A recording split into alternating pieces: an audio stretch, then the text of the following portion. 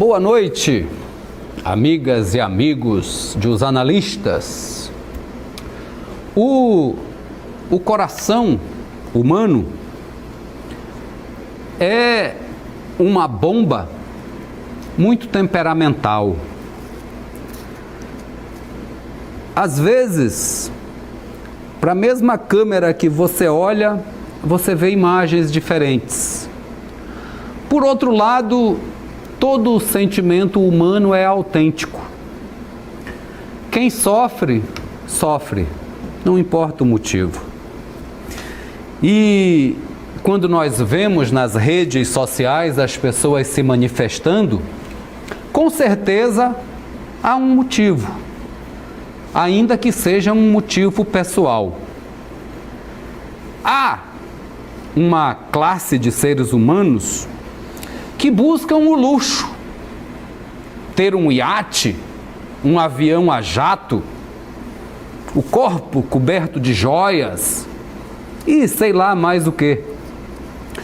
Outras pessoas querem paz, querem ouvir a Filarmônica de São Paulo tocando uma música de Villa-Lobos, querem uma galinha caipira num almoço de família.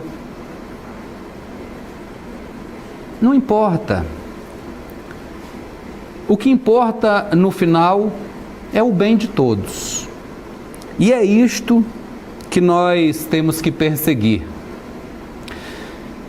Eu tenho 55 anos de idade, completados este mês, e eu já conheci muitos homens sábios na minha vida.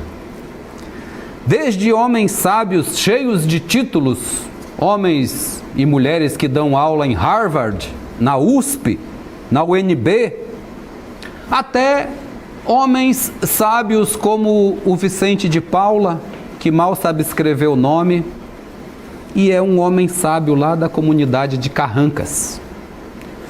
Conheci homens sábios como o Domingos, lá do São Raimundo, entre tantos outros, seu Onésio. E de todos eles, com todos eles, nós podemos aprender alguma coisa e crescer na vida. No sábado, às 7h40 da manhã, eu cheguei ao Sebrae, porque era o dia das pessoas de 55 anos tomarem a vacina. Às 9 horas, eu já estava na minha casa, vacinado e orgulhoso do serviço de atendimento que eu presenciei no Sebrae. Todos muitíssimo bem atendidos. Aquela população gigante de pessoas de todos os tipos, todo mundo passando pelos guichês, são 4, e em 1h30 de espera, havia 203 pessoas na minha frente e muito mais do lado de trás da fila, esperando essa vacinação. Eu não ouvi um único burburinho, a não ser as pessoas ansiosas para terem um pouco mais de proteção desta doença terrível que nos assola. Depois eu vi pessoas reclamando do drive-thru, ali do Maranhão Novo, e vi pessoas reclamando daqui e acolá. O que funciona e o que não funciona? Vamos ver. Talvez tenha sido pontual, talvez tenha sido um defeito técnico. Uma coisa eu asseguro e parabenizo toda a equipe que está cuidando da vacinação do Sebrae ou que cuidou no sábado, foi um serviço perfeito. Se todo o Maranhão, toda a São Luís, todo o Brasil tivesse um serviço desse, nós teríamos um povo mais feliz. Então eu quero parabenizar aquele menino que devia ter uns 18, 19 anos, que estava orientando as pessoas na fila aonde ir, aos guardas que mostravam aonde eram os banheiros, às pessoas que iam fazendo as primeiras anotações, as segundas, a auxiliar de enfermagem que me vacinou e vacinou juntamente comigo 4 outras pessoas. Eu quero parabenizá-los, assim como quero parabenizar os gestores desse serviço, o secretário municipal de saúde Joel Nunes e o prefeito Eduardo Braide.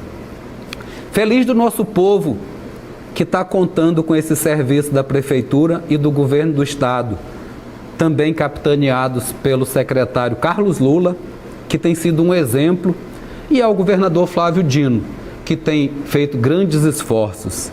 Este é um depoimento pessoal. Eu estou dizendo o que eu vi e vivi.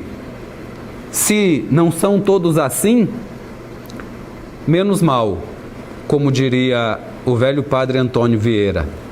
Abençoados sejam todos para que esse serviço só melhore e que as reclamações sejam pontuais. Dito isto, mais uma vez, seguindo o discurso do velho padre Antônio Vieira, quero colocar na discussão os meus amigos Felipe Clã e Marcos Saldanha, não sem antes informar aos senhores telespectadores habituais deste programa que nós dessa mesa passamos ontem e hoje por mais uma provação. Ainda bem que nós estamos preparados. Somos homens fortes, pessoas preparadas para a luta. O nosso companheiro de guerra, Luiz Pedro, teve um infarto ontem à tarde, mas ele está bem. Ele foi tratado, colocou uns estentes e já mandou uma mensagem dizendo: camaradas, esta semana estarei fora de combate. Mas conhecendo aquele bode velho como eu conheço, tenho certeza que daqui uns dias ele estará aqui com todo o seu saber. Felipe Saldanha, muito boa noite e muito obrigado pela paciência de esperar este discurso tão longo. Imagina, só colocando que é pontual mesmo. Eu estive no Sebrae para me vacinar e estava lotado. Na hora que eu cheguei, parece que todo mundo resolveu ir, que era 1h30 da tarde de sexta-feira, de vir para cá. E eu fui junto com nossa linda Silvana, lá no Maranhão Novo. Não levou 10 minutos. Ou seja, serviço impecável, da porta lá, da entrada dos carros, depois tinha outra que dividia para onde ia, por idade, por comorbidade. Olha, o que eu faço a pergunta é o seguinte: nós estamos felizes com os nossos gestores na capital, mas essa realidade não é a realidade que deixa o governador do estado, não é a que deixa o secretário de Estado de Saúde tranquilo.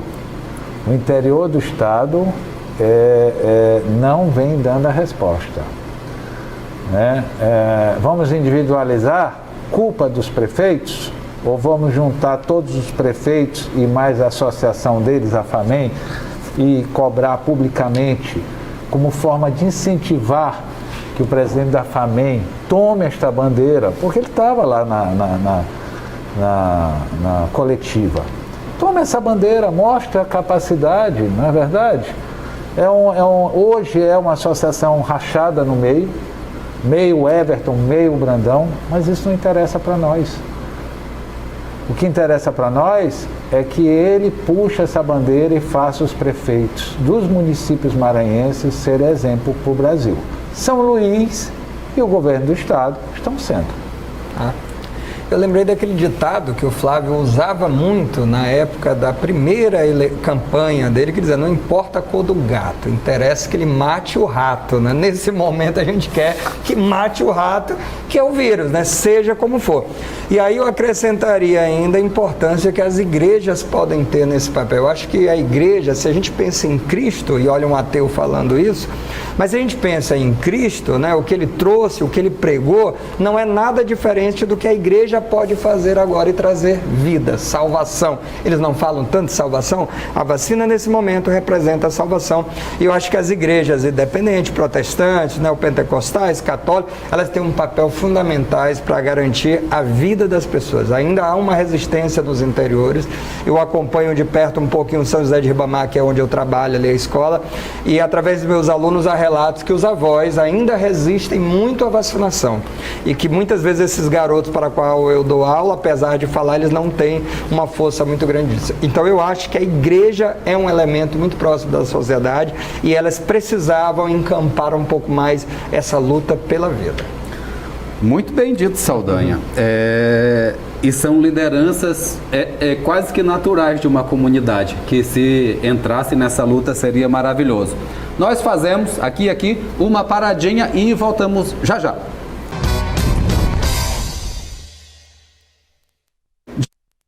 Os analistas na bancada hoje, nosso comentarista de política do Jornal da Guará, Marcos Saldanha, professor de História e jornalista, e o colunista do Imparcial, Felipe Clã. Gente, tinha uma reunião no governo marcada para hoje, 31 de maio, que vem sendo difundida há muito tempo, e desde ontem o governador Saldanha já desmarcou esta reunião, alegando, e muito bem alegado, que as questões políticas podem esperar mais alguns dias, porque o momento agora é de nos concentrarmos no combate à pandemia. Perfeito, acho que a atitude está corretíssima e isso precisa ser feito. Mas isso adia o problema que ele tem dentro do grupo e que precisa de alguma forma ser, eu não digo que seja a hora de tomar o posicionamento em definitivo, talvez não seja já a hora, mas ele precisa reunir o grupo. Já faz tempo que a gente percebe a necessidade de uma rearticulação, uma reaglutinação e sobretudo a questão da liderança. Eu acho que a figura do líder que o Flávio construiu é legitimada com o tempo, mas que desde a eleição para a prefeitura foi um pouco, não sei que palavra usada, mas pelo menos balançou um pouco. Eu acho que ele precisa reorganizar esse campo para o movimento seguinte do qual ele é responsável. Eu falei outra vez aqui, o Felipe lembra, e volto a afirmar. Ele não pode abrir mão da responsabilidade, eu não vou dizer de fazer o seu sucessor, mas de que a linha qual ele defende, ele prega, seja mantida independente de quem for o personagem. Porque senão ele corre um risco muito grande de muitos políticos que fizeram isso. Tiveram até governos bons, mas depois não conseguiram manter a linha de governo, a proposta de governo. Eu acho que isso é fazer algo maior.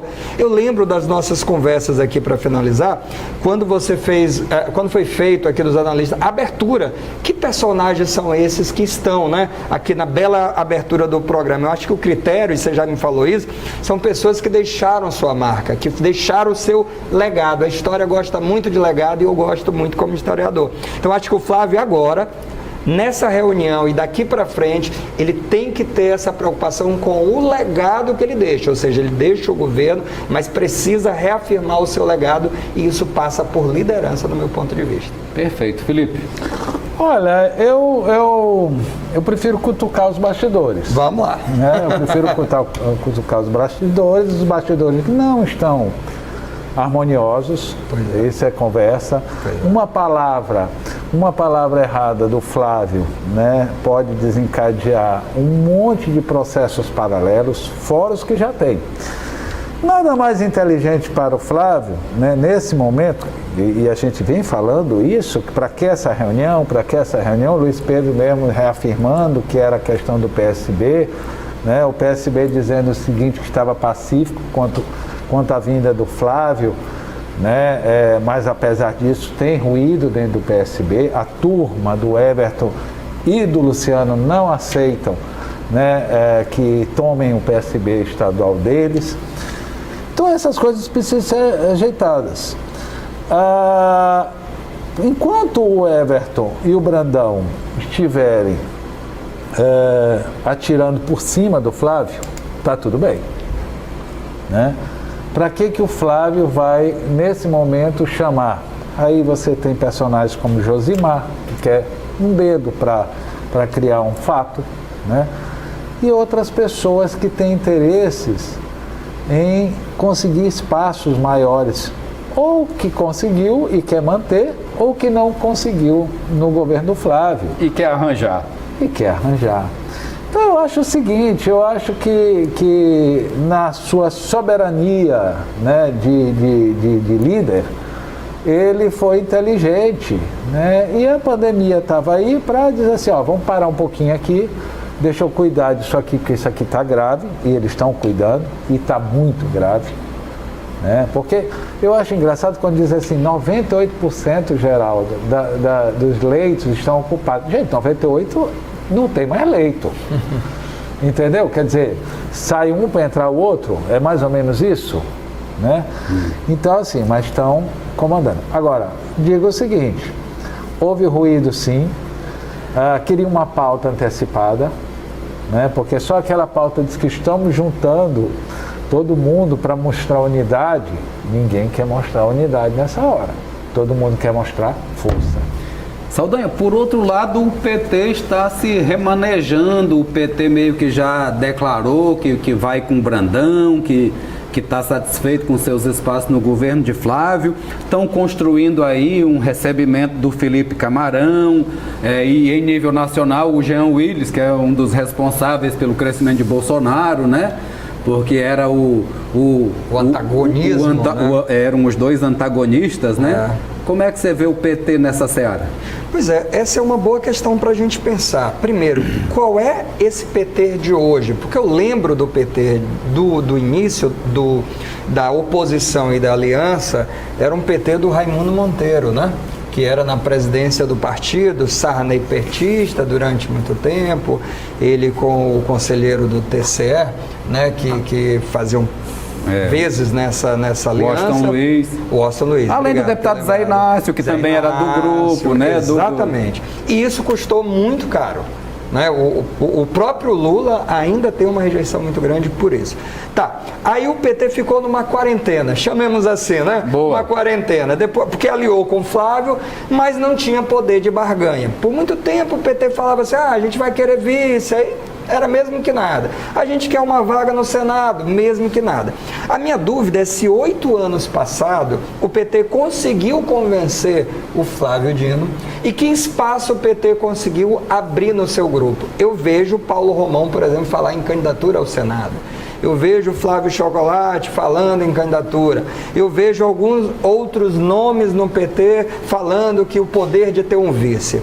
E aí fica a dúvida, né? Numa provável ida do governador para o PSB, né? Essa mudança, qual é o papel do PT? Como é que fica esse desenho no Maranhão? Como é que fica a candidatura do Lula no PT? E aí Então, esse desenho é que a gente precisa observar, que é justamente o rumo que o PT vai ter e que momento o PT volta a ser protagonista de novo, porque já faz tempo que a quarentena reina pro lado de lá, né? Cabe o Felipe Camarão lá? Cabe, é um bom nome, mas eu conversei com ele e ele negou. Ele disse que não há conversa nenhuma nesse sentido, avançada, nada.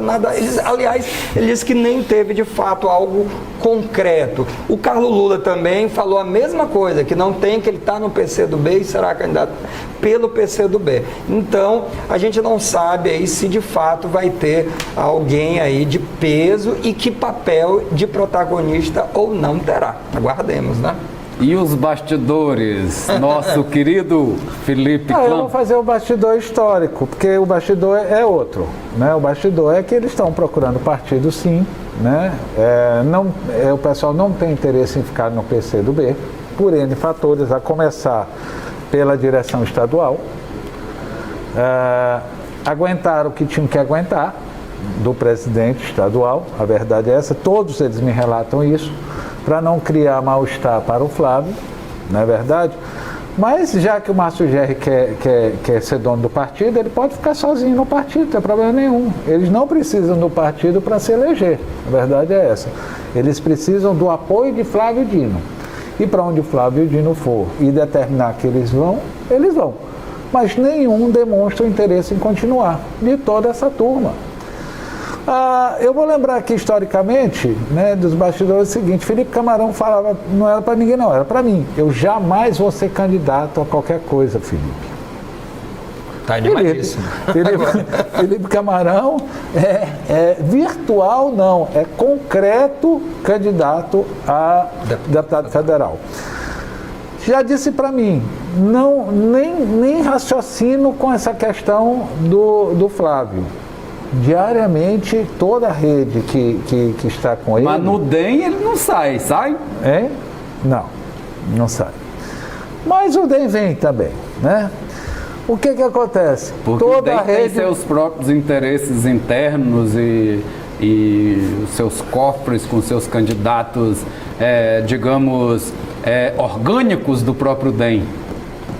Eles são um pouco caros, né? Felipe é um paraquedista no DEM, não? Ele é um pouco... Não, ele foi chamado para acalmar naquela época o DEM, né? Para o DEM dizer assim, temos uma secretaria poderosa, temos uma coisa forte, mas isso aí não durou um mês, esse namoro, entendeu? Porque Felipe cortou na raiz, né? Quem pensou que ia tomar conta da secretaria, entendeu? Se enganou profundamente. Houve 1 milhão de reclamações para Flávio, que Felipe não estava fazendo por onde, pelo DEM. E Flávio realmente balançou a cabeça e só escutou. E disse Oh, meu Deus, esse Felipe não tem jeito. Ou seja, Felipe Camarão é sim um dos candidatos a vice-governador. Né? A vice? Carlos Brandão sentado bem aqui sendo entrevistado por nós, eu me virei para ele e perguntei a ele, e aí, Brandão? E o Felipe disse, excelente deputado federal. E ele disse, e o senhor quer enganar quem, vice-governador? Entendeu? Porque isso foi no intervalo, né? Eu já seria deselegante com ele aqui, somente ao vivo. Ou seja, Felipe está no páreo, como outros também estão, né? Carlos Lula precisa do PCdoB para se eleger? Não. Rubem Júnior precisa do PCdoB para se eleger? Não. Ou seja, está na hora do Márcio Gerri correr atrás. O Rubem também já arrumou a cachorra? Não arrumou, nem fala nisso. Nem fala nisso, na verdade. Nem está preocupado em falar nisso. Ele está preocupado em levantar as obras, em acompanhar, em ser permanentemente o ponto de informações do governador. Agora, se Márcio queria o partido, parece que ganhou, parece que vai ficar sozinho no partido. Quer uma tréplica, Saldanha, dessa fala todinha? Não, eu só acho também que a gente tem que pesar se de fato se concretiza a ida do Flávio para o PSB e como é que ele vai fazer essa distribuição, porque ele tem um número de secretários candidatos muito grande, tanto, né, quase todos, federal né? E estadual, é um número grande, diferente do momento atrás. Eu acho que agora tem muita gente que não vai recuar, né, que abriu, né, a mão, porque tinha a secretaria para continuar um trabalho. E isso também faz pensar que o próximo governador vai ter que montar um staff totalmente novo, né? Porque essa turma, caso se eleja, aí é uma probabilidade maior, historicamente, claro, a gente sabe disso. Então, esse staff me preocupa muito. É um novo governador que virá, ainda que seja o vice, por exemplo, mas ainda assim, é o novo porque ele vem com uma cara nova e com um staff novo. Isso me preocupa um pouco. Então, o Flávio, que papel ele vai ter? Aí eu volto àquela questão que a gente começou. Vai para o PSB e como é que ele vai desenhando? Que poder ele tem de colocar a sua marca nesse redesenho e nesse próximo governo? Mais uma paradinha, voltamos já já. De volta com os analistas, hoje na banca, Marcos Saldanha, Felipe Clã. Saldanha, a crise de Covid na Argentina está tão grave que eles desistiram de fazer a Conmebol. Por acaso, a crise de Covid no Brasil está bem controlada, uma vez que eles aceitaram fazer este campeonato, essa Copa América aqui? Inconcebível, inaceitável, né? Inviável para o momento, e eu acho que a população brasileira ela tem que se manifestar nesse sentido. Gostamos de circo, de espetáculo, mas o período agora é totalmente indevido. Eu acho que nem para desviar foco, né, fazer fumaça, nesse momento não cabe, né? Não tem clima para isso, né? Não tem possibilidade nenhuma de... desnecessário. E tem uma questão que eu vi, vários memes, mas tem uma coisa que me chamou a atenção. E a vacinação desses atletas se dará aonde? Em seus países de origem ou aqui? Porque se trouxer os atletas para fazer a vacinação aqui, que é o que deveria ter para o protocolo. A vacina leva 14 dias para se ativar. Além disso, vai criar um constrangimento muito grande num país com denúncia de fura-fila e tal. Então, assim, as pessoas muito vigilantes nisso, né? É uma coisa que a gente está acompanhando. Eu acho que é um péssimo exemplo, é um péssimo momento. É inviável isso. Antes de passar a palavra para Felipe, relacionando com as manifestações de sábado. Pois é, eu cheguei a acompanhar na Praça Maria Aragão, final já de dispersão, né?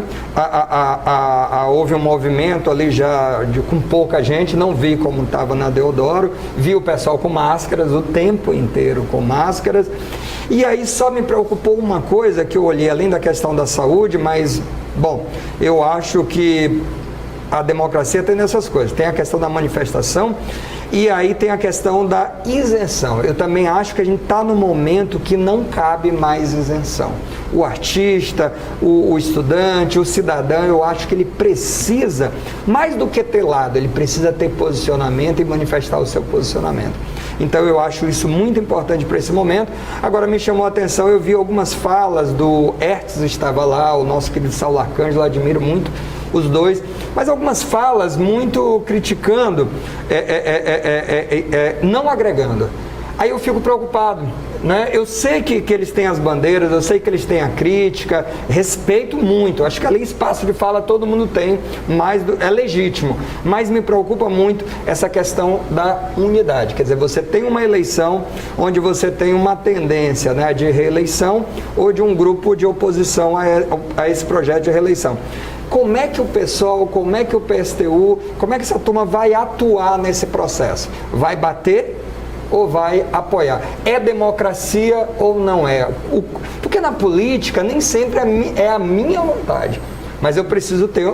Isso é política, briga por poder, é um projeto. Então, nesse momento, você talvez não tenha o projeto ideal. Eu começo a pensar assim, talvez não exista um projeto ideal de futuro, de nenhum lado, mas talvez existe um projeto que seja mais necessário do que o outro. E aí eu estou preocupado exatamente com o papel que esses grupos terão.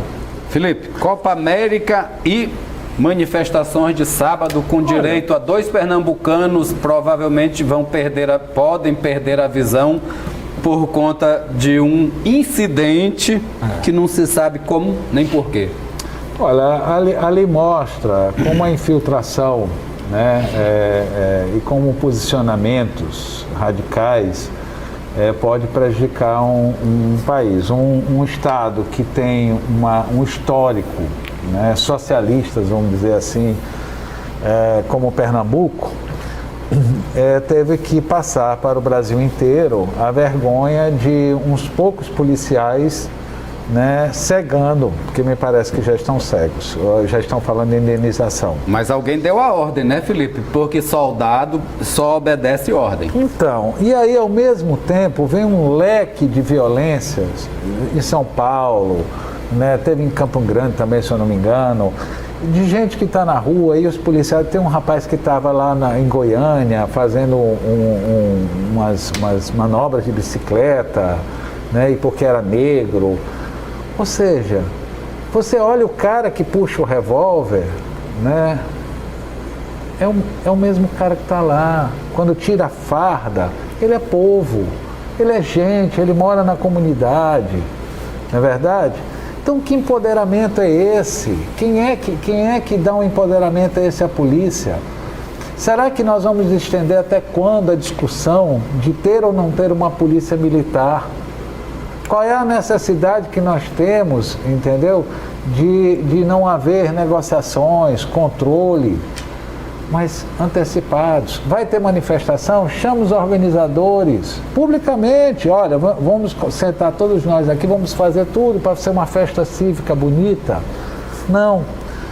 Mas o mais interessante, tu sabe que eu adoro cobrir esse tipo de evento. Passei muitos anos fotografando, registrando, né? Eu acho um grande barato as pessoas felizes em estar lá mostrando que são participativas. E eu vi essa festa de novo no Brasil, né? Assistir de novo a esquerda num fenômeno incrível, né? Os sindicatos, os partidos voltar para as ruas. Fazia tempo. Será que é sazonal, como eu sempre digo aqui? E o mais interessante é que eu nunca tinha, Geraldo, feito registro de nenhuma manifestação de governo radical de direita. Porque no Maranhão não tinha ninguém que ia lá e apoiava o Grupo Sarney, né, durante esses anos todos. E hoje faz uns 8 anos, né, que teve aquela manifestação em que até os leões, as estátuas dos leões correram para dentro. Você lembra disso?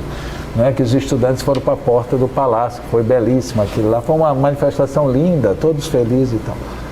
Engraçado, você vê manifestação pró-Bolsonaro, é o pessoal nos carros de luxo, dentro do ar-condicionado, e você não sabe qual é o aspecto nem de emoção dessas pessoas. Eu acho que é bom. Não sei se a época que foi a certa. Certo. Gente, eu queria abordar esse assunto bem aqui, que é desse processo de cassação do deputado Duarte Júnior, que está sendo tocado aqui pela Procuradoria-Geral Eleitoral por abuso de poder político do PROCON. Bem no momento em que a CPI do combustível está tentando fazer um trabalho, e aí agora sai essa solução. Como é que você vê isso, Saldanha? Eu vejo como uma preocupação típica, né, das questões políticas. Claro que a investigação existe. O Duarte, me parece que vai ser daquele político que vai sempre trabalhar com esse tipo de oposição. Qualquer cargo que ele exerça, ele vai ter esse tipo de elemento complicador, ele vai ter esse tipo de atitude pelos seus, inclusive. É interessante, quer dizer, se ele estiver na Assembleia, se ele estiver na Câmara, ele sempre vai ter um grupo oposição pela forma que ele trata. Agora, tem uma coisa que eu acho que a gente tem que chamar a atenção no Duarte, que é o seguinte: a democracia, ela tem vantagens, desvantagens, preços e custa caro. Isso é um fato, custa muito caro, mas é melhor pagar o preço da democracia do que a ditadura, eu acho isso indiscutível. E o Duarte, ele tem um elemento interessante. Quando o Braide vai para o segundo turno com o Duarte e ganha no segundo turno e não no primeiro, ele precisou de um segundo turno, o Duarte, ele impõe ao Braide, na condição de opositor, embora patine às vezes na sua crítica, mas ele impõe ao Braide uma cobrança muito interessante. O Duarte, por exemplo, ele tem uma característica: ele é arrojado. Ele pode pegar pelo acesso, mas ele é arrojado.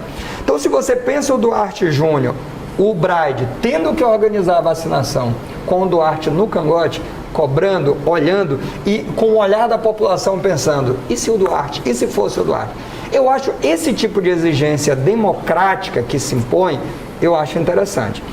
Agora, a questão do Duarte vem exatamente a capacidade que ele teve de mexer com alguns elementos, como a questão da CPI dos combustíveis. Se vai dar resultado ou não, se a gente vai ter, se ele vai conseguir impor uma nova história, mas ele já criou uma marca. E isso vai custar caro a ele. Eu costumo dizer, o Duarte está num processo de maturação.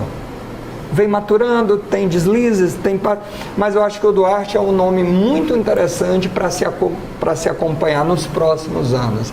Então, e isso vai dizer muito como é que ele vai lidar com essas questões, com essa pressão, que não me parece que vai ser só de agora.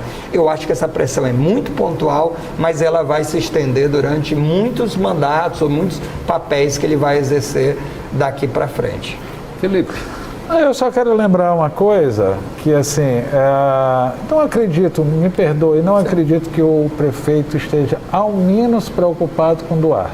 O Duarte não faz nem ruído dentro da prefeitura, porque a gente conversa com as pessoas, a gente estuda os bastidores, pega as informações, né? O Braide é muito centrado, ele é muito frio nas coisas dele. Aquilo lá, o palanque dele já acabou. Entendeu? E junto com o palanque ele deixou o Duarte para trás. Agora, que mais na frente ele pode errar e o Duarte pode estar no cangote, isso ninguém discute. O que eu só quero lembrar uma coisa é que esse tipo de político, que eu já conheci muitos, né, não agrega. Não agrega. E a prova foi que na eleição não agregou para prefeito. Não foi só uma questão de racha entre o Everton, Otelino e Brandão, não. É porque ele, dentro da Assembleia, ele não agrega. Fora da Assembleia, politicamente, ele não agrega. Dentro do partido, ele não agrega. E eu acho que ele ainda tem tempo, como você disse, de amadurecer, né?